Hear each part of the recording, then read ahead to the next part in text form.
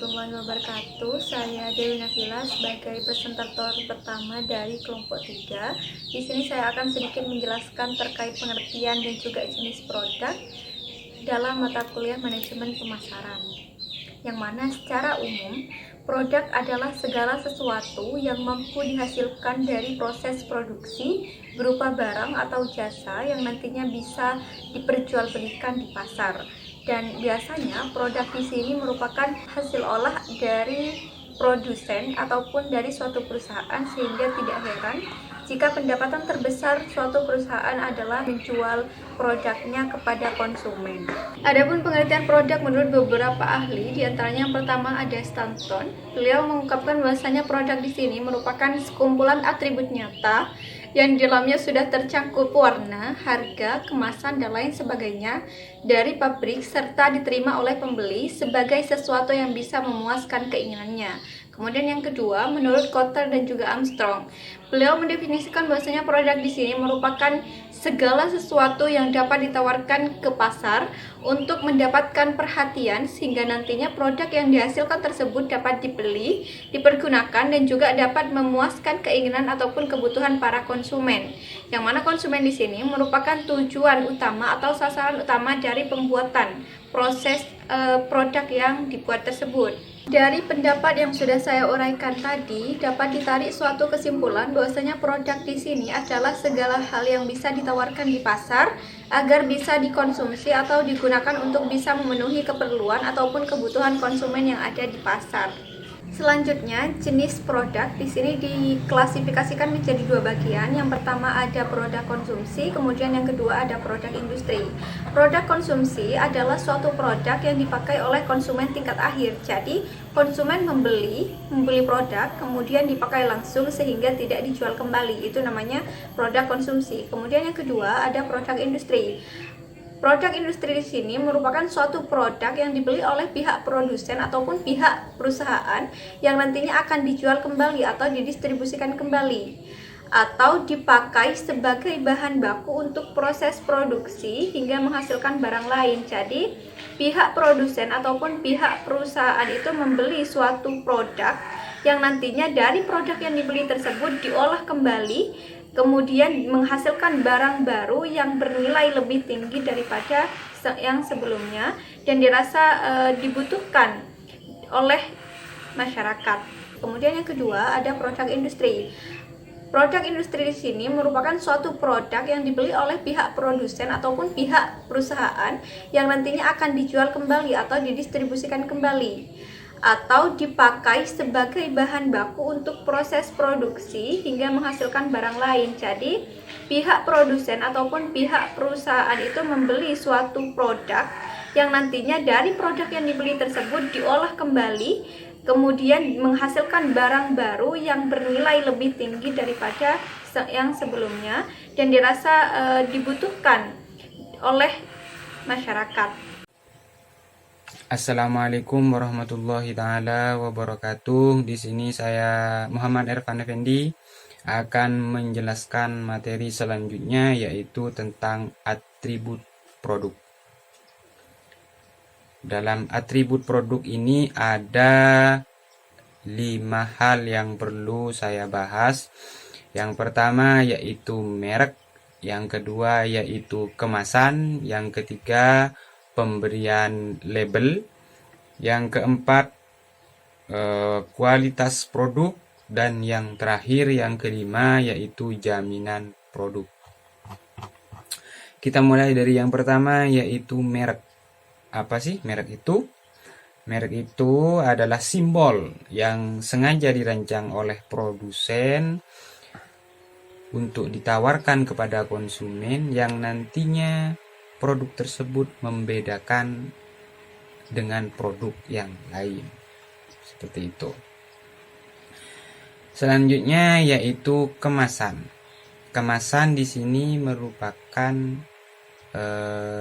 wadah dari suatu produk yang dimana fungsinya untuk melindungi produk itu sendiri,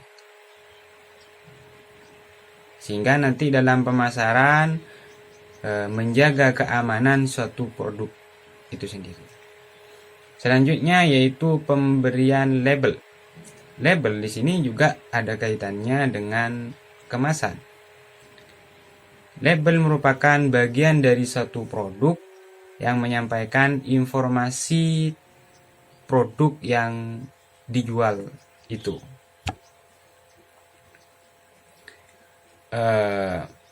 Ada juga beberapa produk yang tidak berlabel, artinya tidak semua produk itu berlabel.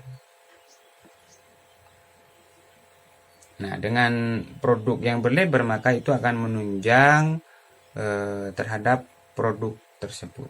Selanjutnya yaitu kualitas produk. Kualitas produk di sini adalah kemampuan suatu produk dalam memberikan fungsinya, yaitu baik dari daya tahan produknya itu sendiri, dari keandalan, kemudian juga ketepatan dan kemudahan, atau hal-hal lain yang bernilai dari produk itu sendiri. Untuk meningkatkan kualitas dari produk ini dapat dilakukan dengan TQM. Apa itu? Yaitu Total Quality Management. Selanjutnya yaitu jaminan produk. Jaminan di sini dalam artian yaitu janji yang diberikan produsen kepada konsumen, di mana konsumen akan diberikan ganti rugi jika ternyata produk yang mereka pasarkan tidak sesuai dengan yang diharapkan oleh konsumen. Mungkin hanya itu pemaparan dari saya. Wassalamualaikum warahmatullahi wabarakatuh. Bismillahirrahmanirrahim. Assalamualaikum warahmatullahi wabarakatuh.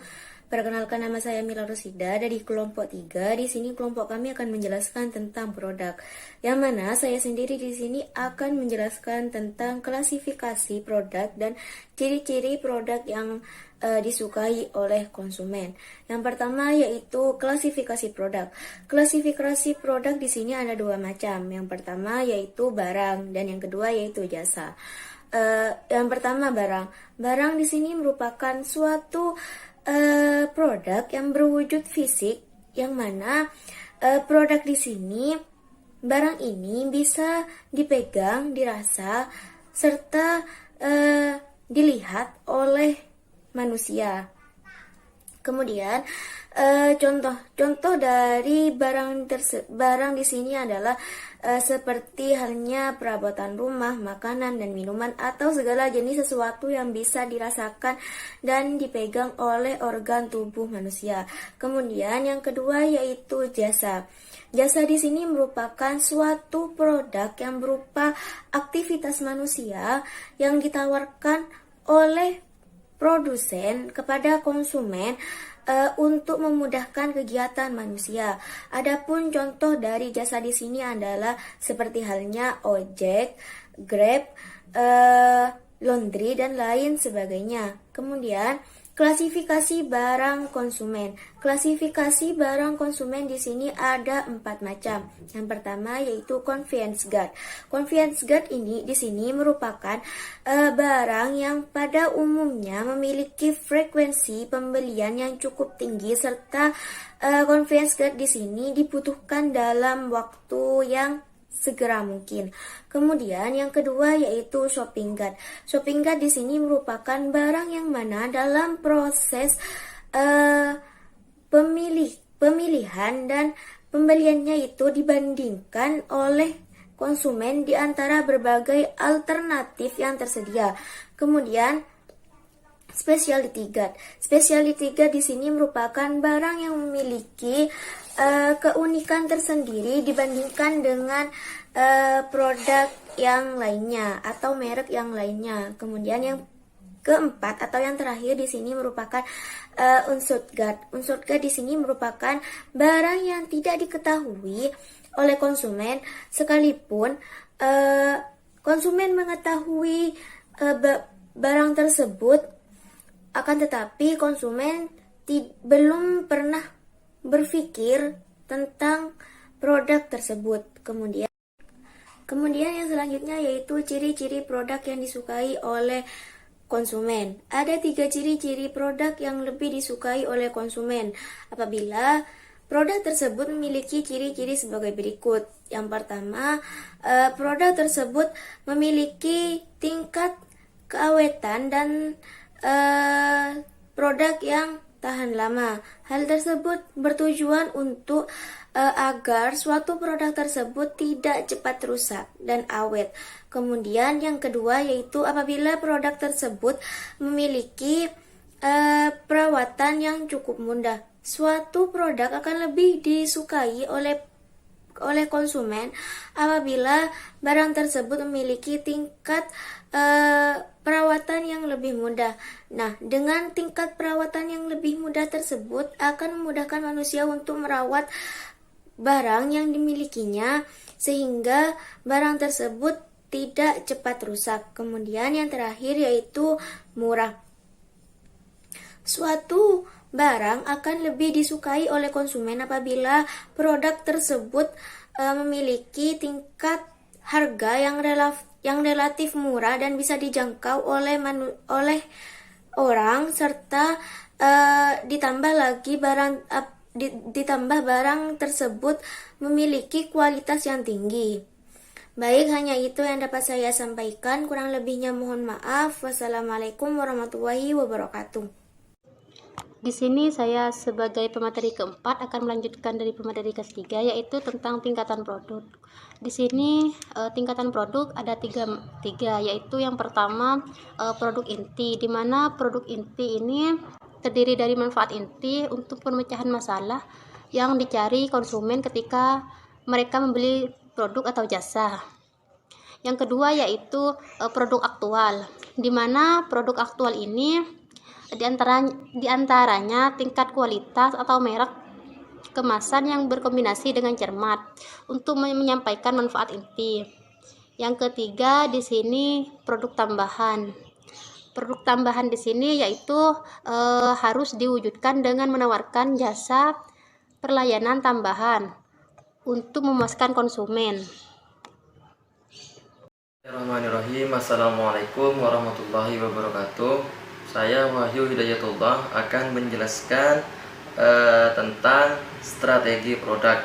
Nah, strategi produk di sini yang pertama ada strategi positioning produk, di mana strategi positioning produk ini merupakan strategi yang berusaha untuk menciptakan diferensiasi yang unik dalam benak pelanggan ataupun konsumen sasaran, sehingga dengan strategi positioning produk ini terbentuk citra, image atau merek atau juga produk yang lebih unggul dibandingkan merek yang dimiliki oleh produk pesaing ataupun perusahaan pesaing seperti itu. Kemudian ada strategi repositioning produk. Nah, tujuan dari strategi ini adalah untuk melanjutkan kelangsungan hidup produk dan untuk mengoreksi kesalahan penentuan posisi yang sebelumnya. Kemudian ada strategi overlap produk. Nah, strategi overlap produk ini adalah strategi pemasaran yang menciptakan persaingan terhadap merek tertentu milik perusahaan itu sendiri. Seperti itu. Kemudian ada juga strategi lingkup produk. Nah, strategi lingkup produk ini berkaitan dengan perspektif terhadap bauran produk suatu perusahaan. Nah, sehingga dengan strategi lingkup produk ini ditentukan dengan memperhitungkan misi keseluruhan dari unit bisnis. Selanjutnya ada strategi desain produk. Nah, strategi desain produk ini berkaitan dengan tingkat standarisasi produk itu. Perusahaan di sini memiliki 3 pilihan strategi. Yang pertama ada produk standar, yang kedua ada custom product, dan produk standar dengan modifikasi. Nah, Dari yang pertama yaitu produk standar. Produk standar ini bertujuan untuk mendapatkan skala ekonomis dari produk standar yang dimiliki, yang diproduksi dengan secara massal. Kemudian ada juga produk custom. Produk custom ini bertujuan untuk melayani permintaan dari pasar tertentu dengan produk khusus untuk segmen tersebut. Kemudian ada produk modifikasi. Produk modifikasi ini produk standar dengan memodifikasi, tentunya penambahan dari standar dengan harapan bisa melayani pasar tertentu yang tidak sensitif terhadap harga dan lebih berorientasi pada kualitas produk. Kemudian ada strategi eliminasi produk. Di sini strategi eliminasi produk ini, tujuan utama dari strategi eliminasi adalah untuk membentuk bauran ataupun paduan produk yang paling baik dan menyeimbangkan bisnis secara keseluruhan. Nah, demikian pemaparan materi dari saya, kurang lebihnya mohon maaf. Billahi taufiq wal hidayah. Wassalamualaikum warahmatullahi wabarakatuh. Bismillahirrahmanirrahim. Assalamualaikum warahmatullahi wabarakatuh. Perkenalkan, nama saya Miftahur Rahman. Di sini saya akan menjelaskan tentang strategi produk. Strategi produk adalah suatu strategi yang dilaksanakan oleh suatu perusahaan yang berkaitan dengan produk yang dipasarkannya dan juga berhubungan pula dengan hal-hal lain atau atribut lain yang melekat pada produk tersebut.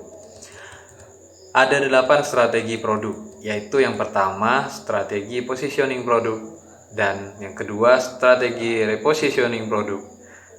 Selanjutnya strategi overlap produk, dan yang keempat strategi lingkup produk, yang kelima strategi desain produk, dan yang keenam strategi eliminasi produk.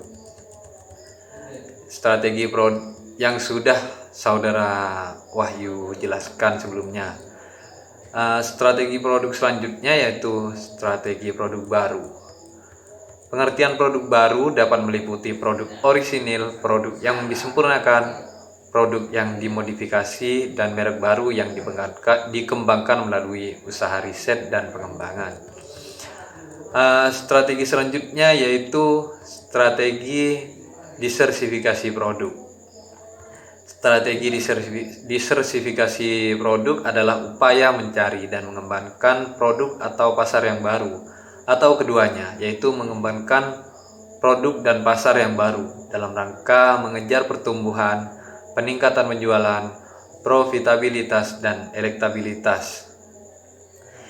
Itulah ke-8 strategi produk yang sudah saya dan Saudara Wahyu paparkan. Kurang lebihnya mohon maaf. Wassalamualaikum warahmatullahi wabarakatuh.